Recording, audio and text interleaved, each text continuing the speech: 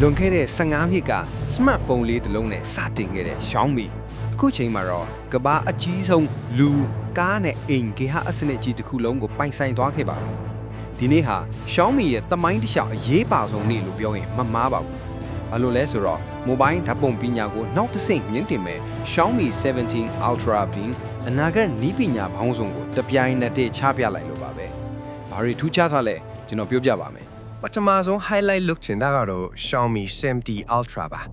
Ultra ဖုန်းတွေဟာထူတယ်လေးတယ်ဆိုတဲ့အယူဆကိုဒီဖုန်းကအခြေဖြတ်လိုက်ပါတယ်သူ့ရဲ့အထူဟာ 8.29mm ပဲရှိပြီးလက်ရှိ Ultra ဖုန်းတွေထဲမှာအပေါလွှားဆုံးဖြစ်ပါတယ်ဒီဇိုင်းပိုင်းမှာထူခြားတာကတော့ G2 curvature ကိုသုံးထားတာပါ G2 curvature ဆိုတာကရိုးရိုးအနားသက်ကွေးထားတာမျိုးမဟုတ်ပါဘူးမျက်နှာပြင်အပြားနဲ့အကွေးဆက်သွားတဲ့နေရာမှာအရာထင်တာတောက်ချိုဖြစ်တာမျိုးလုံးဝမရှိပဲတသားတည်းပြပြလေးဖြစ်နေအောင်လုပ်ထားတဲ့ဒီဇိုင်းပါဒါကြောင့်ဖုန်းကိုကင်လိုက်တဲ့အခါလက်ထဲမှာအစ်နေတာစူးနေတာမျိုးမရှိတော့ပဲကြောက်တုံးလုံးလုံးလေးကိုကင်ထားရတယ်လို့မျိုးအရန်ကို smooth ဖြစ်ပြီးတက်တောင့်တက်တာရှိစေမှာပါ IP68 IP69 အထိရေနဲ့ဖုန်တန်ခံနိုင်ရရှိပါတယ်အရောင်အနေနဲ့ white green နဲ့ခရမ်းရောင်အပြင်ညဘက်ကောင်းကင်ညာလို့တောက်ပအနေမဲ့ starry green ဆိုတဲ့အရောင်သစ်လက်ပါဝလာပါတယ်ကင်မရာပိုင်းမှာတော့ night god ညရဲ့နက်ဖျားလို့တင်စားထားတဲ့အထိုင်ညဘက်ရိုက်ကူးမှုကိုအဓိကအဆင့်မြင့်ထားပါတယ် main camera မှာ 1-inch sensor ကိုသုံးထားပြီးမြဲဒီတစ်ခါမှာ LOFIC lateral overflow integration capacitor လို့ခေါ်တဲ့အလင်းရှန်ထွက်မှုကိုထိန်းပြီးရဲ့နည်းပညာပါဝင်လာပါတယ်ဒါကဘာကိုထူးခြားစေလဲဆိုတော့အလင်းအမှန်ကွာခြားခြင်းများတဲ့နေရာတွေဥပမာညဘက် neon မီးရောင်တွေမီးပန်းပွဲတော်လိုနေရာမျိုးတွေမှာအလင်းမလွန်တော့အောင်ထိန်းပေးမယ်ပါတယ် iPhone လိုဖုန်းတွေကအနီရောင်မီးကိုအဖြူရောင်အဖြစ်မြင်နေချိန်မှာ Xiaomi 17 Ultra ကအရောင်အမှန်အတိုင်းဖမ်းပေးနိုင်တာကိုတွေ့ရမှာပါဒါအပြင် firework mode လို့ခေါ်တဲ့မီးပန်းရိုက်ကူးမှုအထူးစနစ်ပါဝင်လာလို့မီးပန်းတွေကိုနောက်ခံမဲမဲအယောင်ဆိုးဆိုးနဲ့လူပါထိရိုက်ရင်တောင်မျက်နှာမမဲတော့အောင် AI ကညှိပေးမှာပါ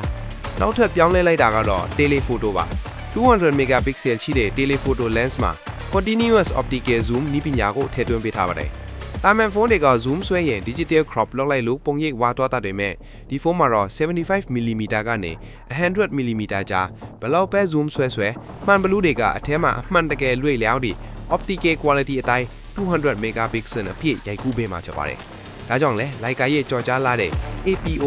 Apochromatic certification လို့ခေါ်တဲ့ကင်မရာမှန်ဘလူးလောကမှာရေသွေးအမြင့်လုံးအတိအမှတ်ပြုလက်မှတ်ကိုရရှိထားတယ်လို့ဆိုပါတယ်။ဒါလည်းမကသေးပါဘူး။ photography ကိုယူသွတ်သူတွေအတွက် Xiaomi 70 Ultra by Leica Edition ဆိုပြီးတည်တံ့ထုတ်ပေးထားပါသေးတယ်။သူတို့ထူးခြားချက်ကတော့ phone ကိုတဲ့ပေါင်ပါတယ်ကင်မရာ lens လိုမျိုးလှည့်လို့ရတဲ့ physical master control ring ပါဝင်တာပါ။ zoom ဆွဲတာအလင်းအမောင် exposure ချိန်တာတွေကိုလက်နဲ့လဲပြီးလုပ်နိုင်ပါတယ်။ Leica Edition မှာနောက်ထပ်ထူးခြားတာက monochrome film စနစ်ပါဒါကတာမန်အဖြူမဲ filter မျိုးမဟုတ်ပဲကဘာကျော် Leica M3 film camera ရဲ့အငွေ့အသက်ကိုပြန်ဖော်ထုတ်ပေးထားတာပါ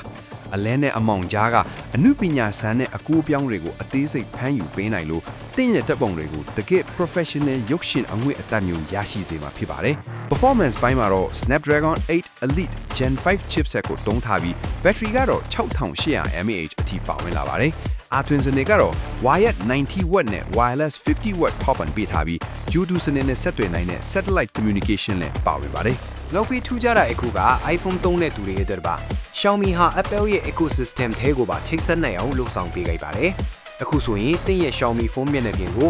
iPhone 3မဟုတ် iPad ထဲကနေတိုက်ရိုက် mirroring လုပ်ပြီးထိန်းချုပ်လို့ရနေပါပြီ။ iPhone ကနေ Xiaomi ဖုန်းထဲက app တွေကိုသုံးတာအစားအသောက်မှာတာဒါမှမဟုတ် Xiaomi ရဲ့ကင်မရာကိုလှမ်းပြီး control လုပ်တာမျိုးတွေအထိလုပ်နိုင်လာတာကြောင့်ဖုန်းနှလုံးသုံးတဲ့သူတွေအတွက်တော့အချိုက်တွေ့စေမှာအသေးကြပါပဲ။ဒါပေမဲ့တခုသတိထားရမှာကဒီလို iPhone နဲ့ချိတ်ထုံးတဲ့အခါပိုပြီးချောမွေ့ဖြစ်ဖို့ဆိုရင်ဖုန်းနှလုံးလုံးကို 5GHz Wi-Fi line မှာချိတ်ထားဖို့လိုအပ်ပါတယ်။ဒါမှသာ app တွေကိုသုံးတဲ့အခါတောက်တာနှီးတာမျိုးမရှိဘဲအဆင်ပြေပြေသုံးနိုင်မှာဖြစ်ပါတယ်။ဖုန်းတွေတင်မကပဲအိမ်သုံး facility တွေမှာလည်းအဆင်မြင့်ထားပါတယ်။လူရှိတဲ့နေရာကိုရှောင်ပြီးလေမှုတ်ပေးနိုင်တဲ့ Aircon Proမျက်လုံးမထိခိုက်အောင်မျက်နှာချက်ကိုအလင်းပြန်ပြီးလင်းပေးတဲ့မျက်နှာချက်မီလုံးတွေပါဝင်ပါတယ်။ကက်ချက်တွေအနေနဲ့ကတော့စကားပြောရင်တိုက်ရိုက်ဘာသာပြန်ပေးနိုင်တဲ့ Xiaomi Buds 6နဲ့လက်ချောင်းလေးတွေကိုတောက်လိုက်ပုတ်လိုက်ရုံနဲ့ဖုန်းကိုပါလှမ်းထိန်းချုပ်နိုင်တဲ့ gesture control ပါဝင်တဲ့ Watch S5 Smart နာရီတို့ကိုလည်း mix ဆက်တော့ခဲ့ပါတယ်။ခြုံပြောရရင်တော့ Xiaomi 17 Ultra ဟာ15နှစ်ပြည့်အတွက်ထိုက်တန်တဲ့လက်ဆောင်တစ်ခုလို့ပြောရမှာပါ။ ဖုန်းရဲ့ဈေးနှုန်းကတော့6999ယွမ်ကနေစတင်မှာဖြစ်ပါတယ်